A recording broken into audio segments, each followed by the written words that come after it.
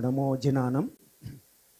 मंच पर आसीन विद्वद वर्ग, मेरे सम्मुख विराजमान विद्वद एवं प्रबुद्ध श्रोतागण, सभी को सादर जय जनेन्द्र। जैसे कि आज की गोष्ठी परम पूज्य कांजी स्वामी द्वारा उद्घाटित जैन तत्वों के उद्घाटन पर चर्चा हो रही है और उसमें मेरा विषय है मोक्ष महल की प्रथम सीढ़ी याविन ज्ञान चरित्र। ಮೋಕ್ಷ ಮಹಲ್ ಇಂದಿನ ವಿಷಯ, ನನ್ನ ವಿಷಯ ಸಮ್ಯಕ್ ದರ್ಶನವಿದೆ। मोक्ष महल यदि मजबूत करना हो, मोक्ष का जो मार्ग है उसको मजबूत करना हो तो सबसे पहले हमें नींव को मजबूत करना पड़ेगा। ಒಂದು ಜಿನಭವನವನ್ನು ನಾವು ಬಹಳ ಬಲವಾನವಾಗಿ ಕಟ್ಟಬೇಕಾದರೆ, ನಿರ್ಮಿತ ಮಾಡಬೇಕಾದರೆ ಅದಕ್ಕೆ ಅಡಿಪಾಯ ಬಹಳ ಗಟ್ಟಿಯಾಗಿರಬೇಕು। ಒಂದು ಆಲದ ಮರ ಗಟ್ಟಿಯಾಗಿರಬೇಕಾದರೆ ಅದಕ್ಕೆ ಬೇರುಗಳು ಗಟ್ಟಿಯಾಗಿರಬೇಕು। यदि एक बड़ के पेड़ यदि खड़ा है तो अपने मूल के कारण खड़ा है। उसी प्रकार यदि जैन धर्म और अर्थात आत्मधर्म और या मोक्ष मार्ग कहे, यदि मोक्ष मार्ग में हमें चलना है तो सबसे पहली सीढ़ी है सम्यक दर्शन। इसमें इतनी शक्ति है कि ये अनंत संसार को एक चुल्लू भर तक कर देती है। अभी लग रहा है जब हम सुनते हैं, आगम में सुनते हैं, अध्यात्म में सुनते हैं तो संसार तो महासागर है, इसको तरना बहुत ही मुश्किल है। लेकिन सम्यक दर्शन ही वह सीढ़ी है, सम्यक दर्शन ही वह एक तत्व है जिसके माध्यम से इसको चुल्लू भर हम कर सकते हैं, वो है सम्यक दर्शन। इसीलिए दर्शन पहुड़ में आचार्य भगवान ने कहा, दंसन मूलो धम्मो, दर्शन ही धर्म का मूल है। सम्यक दर्शन के बिना धर्म का आरंभ ही नहीं होता, सम्यक दर्शन के बिना श्रावक ही नहीं हो सकता। क्योंकि जो व्रती है, व्रत वही ले सकता है जो सम्यक दृष्टि है।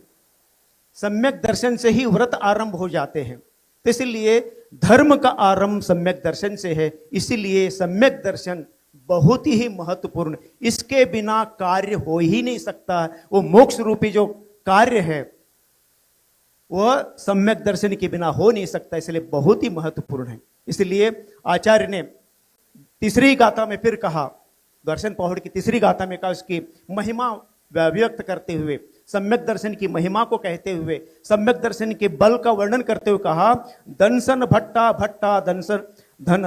भट्टस्य नत्ति विनिर्वाणम, दंसन भट्टस्य नत्ति निवाणम, सिद्ध्यन्ति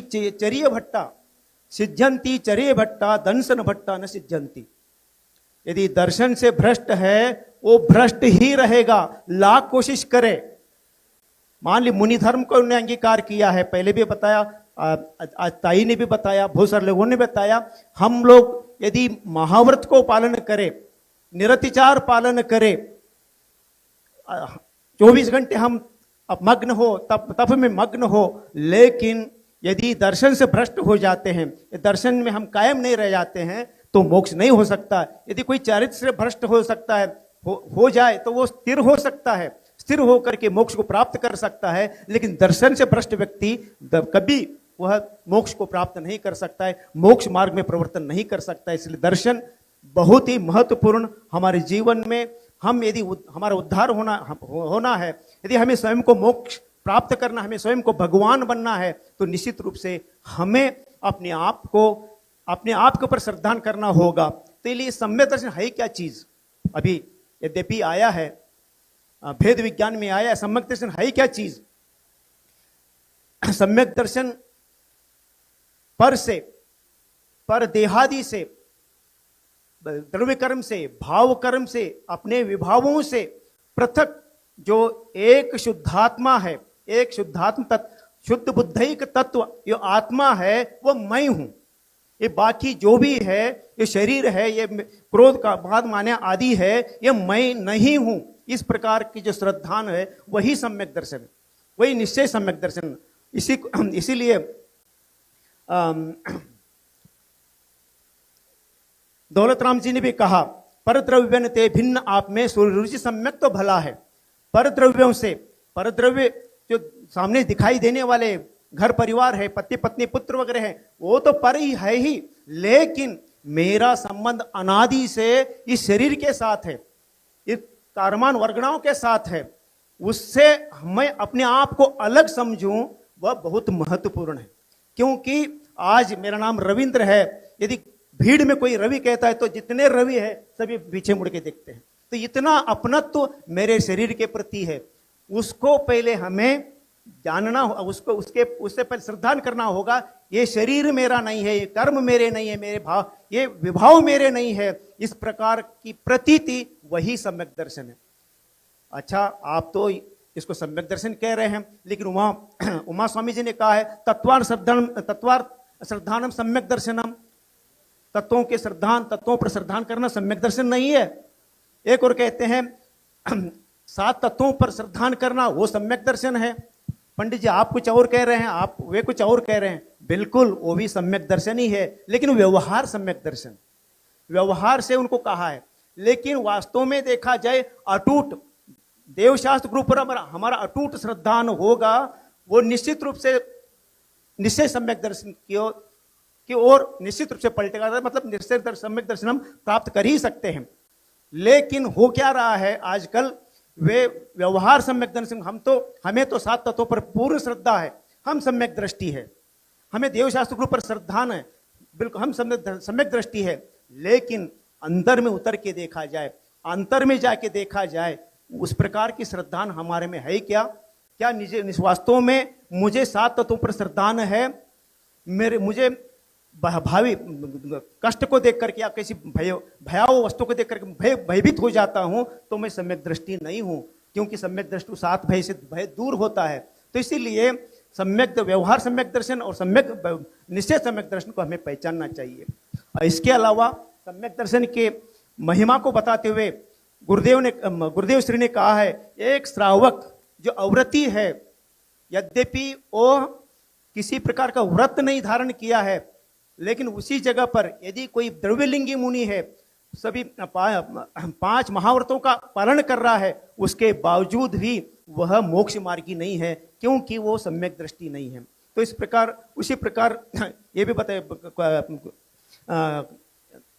कोट दौलत राम जी ने भी कहा है, कोट जन्म तप तपे ज्ञान बिन गर्म झरे जे, कोट जन्मों तक आप तप करेंगे लेकिन सम्यक दर्शन नहीं होगा, श्रद्धा नहीं होगी तो ज्ञान नहीं होगा, ज्ञान नहीं होगा तो निश्चित रूप से आपको मोक्ष मार्ग प्रशस्त नहीं होगा। इसीलिए हमारे आचार्यों ने भी हमारे ऊपर करुणा करके हमसे कह रहे हैं, भाइयों ये मानव जन्म मिला है, पंचम काल में, इस हुंडा उसरपनी काल में ये जन्म मिला है, और समझने की आप में सामर्थ्य है और परिवर्तन करने की भी सामर्थ्य है। इसलिए उनको अमृतचंद्र आचार्य की भाषा में मैं कहना चाहूंगा, अयि कथमपि मृत्वा तत्व कौतूहली सन अनुभव मूर्ते। इस प्रकार मतलब वो कहते हैं, इतनी करुणा करके हमसे कहते हैं, हे भाई तू एक अंतर्मूर्त के लिए उसका पड़ोसी बन, अपना ही पड़ोसी बन करके तू प्रयास करेगा कि निश्चित रूप से तुम मोक्ष मार्गी बनोगे, सम्यक दृष्टि बनोगे। अंत में आदरणीय युगल जी के शब्दों के साथ मैं अपने आप को संबोधित करते हुए कहना चाहूंगा, बाहर के देवताओं का फंक्शन तो होता रहा, बाहर के देवताओं का फंक्शन तो होता रहा, ज्योतियों के काजल से मंदिर को धोता रहा, अरे तेरे दिल की तमन्नाएं कैसी पूरी होगी, तेरे घर के देवता तो आज तक सोता रहा, तेरे घर का देवता तो आज तक सोता रहा। धन्यवाद।